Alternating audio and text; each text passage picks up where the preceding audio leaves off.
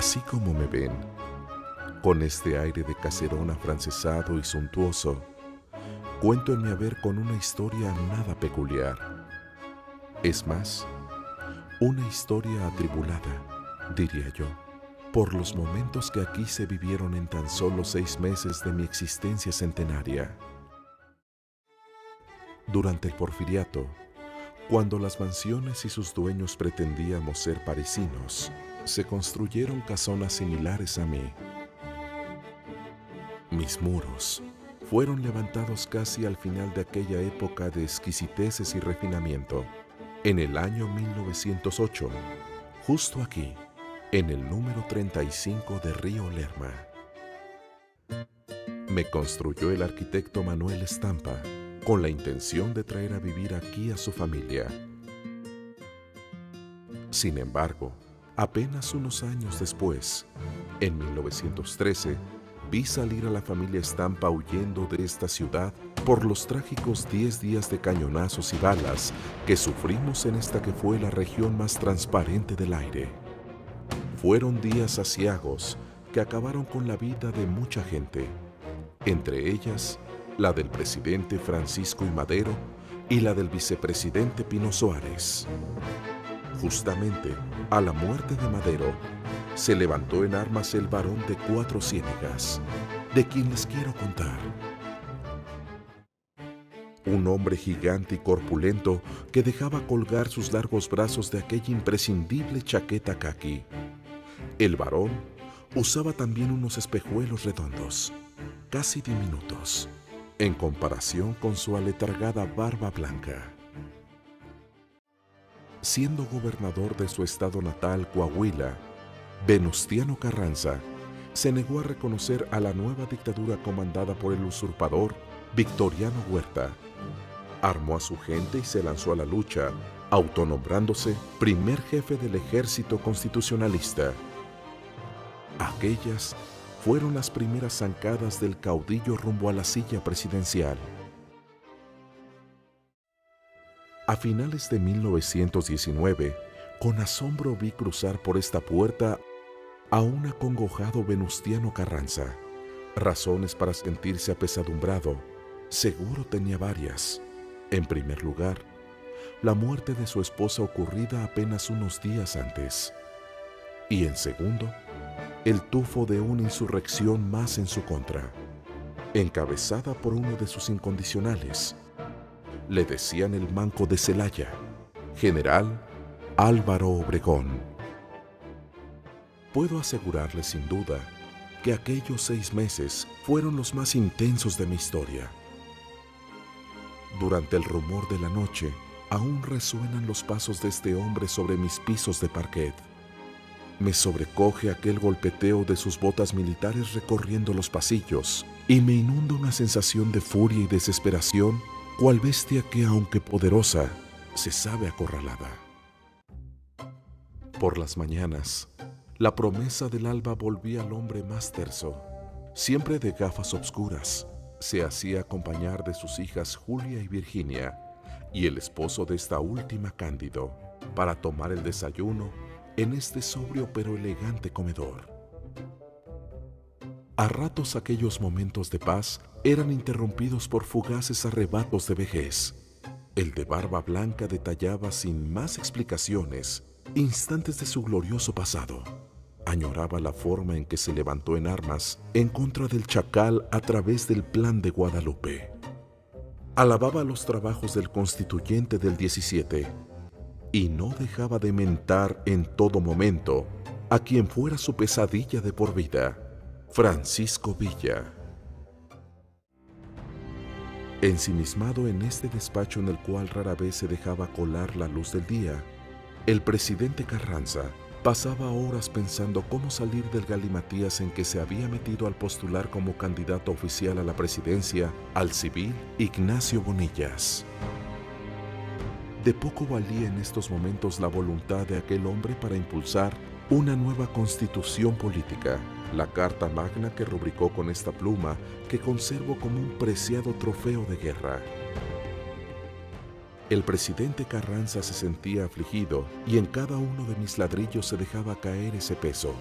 Por aquellos días, se hablaba también del asesinato del general Emiliano Zapata y las miradas acusadoras volteaban hacia mí, donde decían se refugiaba el artífice de la matanza de Chinameca. Eran tiempos de guerra, y al pasar de los días los héroes se convertían en villanos y los villanos en mártires. El eco de aquellas palabras aún retumba en estos mis muros, truena en la sillería y vitrinas de finas maderas, cala en los grandes espejos y en las lámparas de bronce. Ser museo hoy me permite revelarles ciertas intimidades de mi planta alta que antes no me hubiera permitido. Esta es la habitación del matrimonio Aguilar Carranza que descubre, por ejemplo, al venustiano padre, el que llevaba a su hija Virginia al altar, el que cumple su papel social y cambia el cazador de ala ancha por un bombín. El cuarto contiguo, el de Julia Carranza, es pulcro y ordenado, y nos habla de esa personalidad casta y serena que distinguiera a la hija predilecta del presidente. En esta habitación, la más apacible, pude observar cómo Julia escondía el original del Plan de Guadalupe en la pata izquierda de su cama, antes de salir huyendo hacia Veracruz.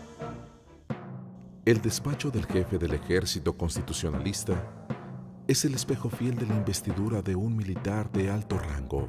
Ordenados en extremos se encuentran sus papeles, y al centro, orgullosa de sus caracteres de acero inoxidable, se impone la vieja Oliver, que tecleara el original de la Constitución de 1917.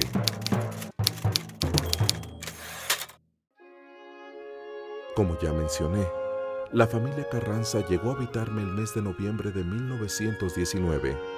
Apenas 6 meses después, el 7 de mayo de 1920, los vi salir en procesión cargando con todo cuanto podían. Pienso que en parte ese fue un error fatal, pues los ferrocarrileros que los llevarían a Veracruz no podían ir muy aprisa con todo el peso de un gobierno y sus poderes encima.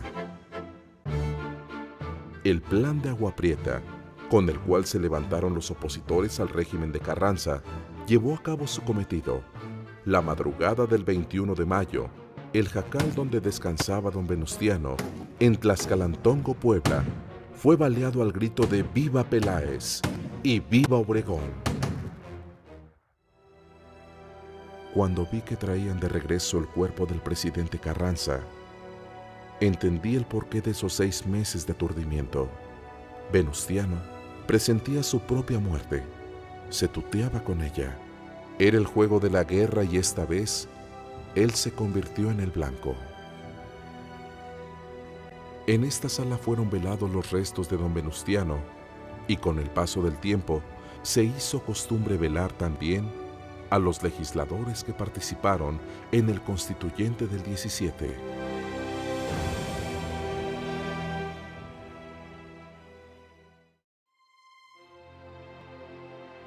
Fui donado a las hijas del presidente, pero entiendo que ninguna de ellas quisiera regresar al enorme vacío que dejó el padre asesinado. En 1942, Julia me entregó para ser de mis paredes testigo y memoria de su progenitor. Con el paso del tiempo, he sido embajada y acervo constitucionalista, pero ahora cada uno de mis espacios se ha consagrado a la vida y obra del caudillo de barba blanca. Del varón de 4 ciénegas pueden decirse muchas cosas. Hay quien hasta comenta que fue el último reformista porfiriano. Para mí, todo él sigue siendo un enigma.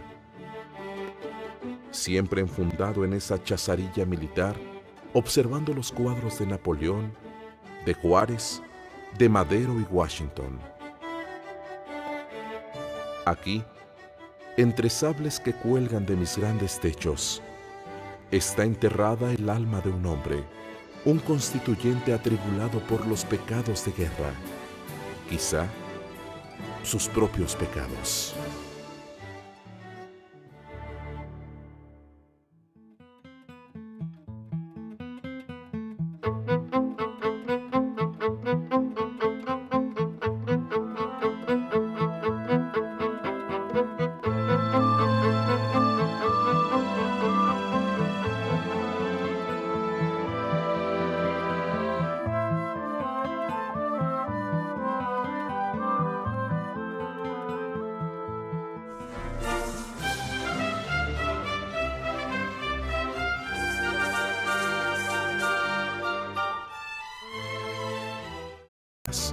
de quien les quiero contar. Un hombre gigante y corpulento que dejaba colgar sus largos brazos de aquella imprescindible chaqueta caqui. El varón usaba también unos espejuelos redondos, casi diminutos, en comparación con su aletargada barba blanca. Siendo en el año 1908, justo aquí, en el número 35 de Río Lerma, me construyó el arquitecto Manuel Estampa con la intención de traer a vivir aquí a su familia. Sin embargo, apenas unos años después, en 1913, vi salir a la familia Estampa huyendo de esta ciudad por los trágicos 10 días de cañonazos y balas que sufrimos en esta que fue la región más transparente del aire. Fueron días aciagos que acabaron con la vida de mucha gente, entre ellas la del presidente Francisco I. Madero y la del vicepresidente Pino Suárez. Justamente a la muerte de Madero, se levantó en armas el varón de 4 Ciénega, por los momentos que aquí se vivieron en tan solo 6 meses de mi existencia centenaria.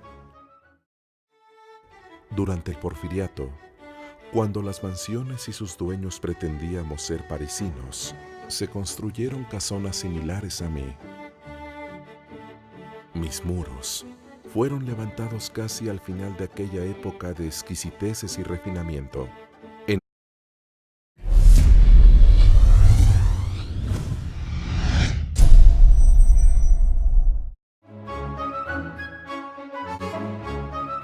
Así como me ven, con este aire de caserón afrancesado y suntuoso, cuento en mi haber con una historia nada peculiar. Es más, una historia atribulada, diría yo.